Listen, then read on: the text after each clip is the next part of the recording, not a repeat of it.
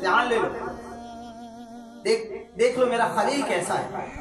फरिश्ता जो है इंसानी रूप में एक खेत में गया और इब्राहिम अलैहिस्सलाम बकरियां चला रहे हैं और ऊंट गाय बकरियां चला रहे हैं। तो फरिश्ता जो है वो एक जंगल में बैठ गया इंसानी रूप में और जिक्र करने लगा, सुब्हानल्लाहि व बिहम्दिही वल्लाहु अकबर।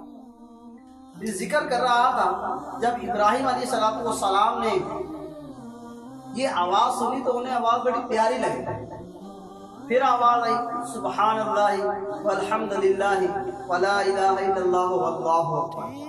वो आवाज़ इतनी दिल नशीन थी, इतनी प्यारी आवाज़ थी कि उनका दिल उस तरफ माइल हुआ, आया कि आवाज़ कहाँ से आ रही है। फिर आवाज़ आई, सुब्हानल्लाह वल्हम्दुलिल्लाह वला इलाहा इल्लल्लाह वल्लाहु अकबर।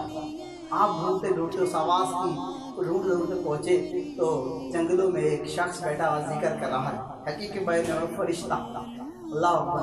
कहा कि तुम्हारी बड़ी मीठी आवाज़, बड़ी प्यारी आवाज़, एक दफ़ा मुझे जिक्र करके सुनाओ ना। कहा कि पहले तो मैं अपनी मर्जी से कर रहा था, अब अगर इब्राहिम तुम बोलते हो तो मैं पैसे लूँगा और पैसे देने पड़ेंगे, मैं जिक्र करूँगा। इब्राहिम अलैहिस्सलाम ने फरमाया क्या चाहिए? कहा कि मुझे माल चाहिए। आपने अपनी ऊँट बकरियाँ जो थी वो उसको दे दी, सारी बकरियाँ, और कहा कि ज़रा मेरे अल्लाह का जिक्र तो सुना। फिर फरिश्ता बोला, सुब्हानल्लाह वल्हम्दुलिल्लाह वला इलाहा इल्लल्लाह वल्लाहु अकबर। कहा बड़ी मीठी आवाज़ है, दोबारा सुना। फरिश्ते ने दोबारा सुनाई।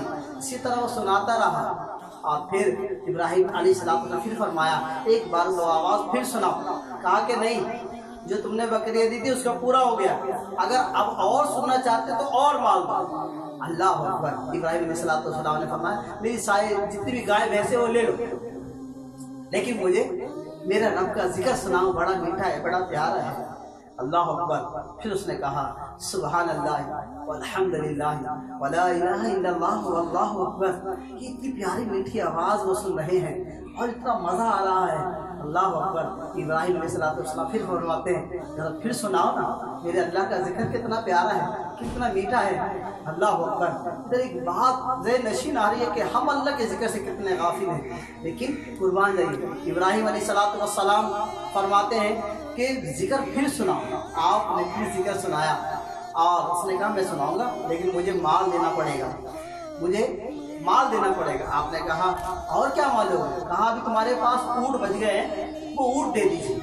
आपने वो सारे ऊँट दे दिए। ऊँट देने के बाद कहा मुझे जिक्र सुनाओ ना। फिर फरिश्ते ने कहा, सुब्हानल्लाह वल्हम्दुलिल्लाह वला इलाहा इल्लल्लाह वल्लाहु अकबर। ये जिक्र सुनाता रहा। अब फिर फरिश्ते से फिर आपने कहा जरा दोबारा सुना। और इसने कहा सारा कुछ तो मैंने ले लिया, अब तो मुझे माल दो, मैं तुम्हें दोबारा जिक्र सुनाऊंगा।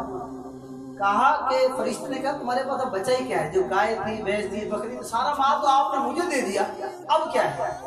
कहा कि इन गाय बकरियों को चराने के लिए बंदा भी तो चाहिए ना, मुझे खादिम रख लो, लेकिन मुझे मेरे रब का जिक्र सुनो। अल्लाह।